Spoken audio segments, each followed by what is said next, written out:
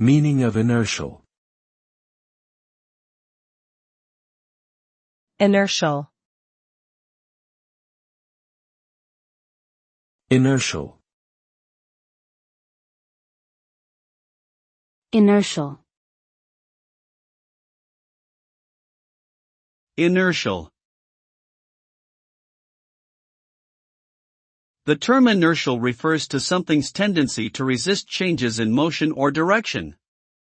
Specifically, it relates to the property of inertia, which is the reluctance of an object to alter its state of rest or uniform motion in a straight line. This concept is central to the laws of physics, as it determines how objects behave in response to external forces.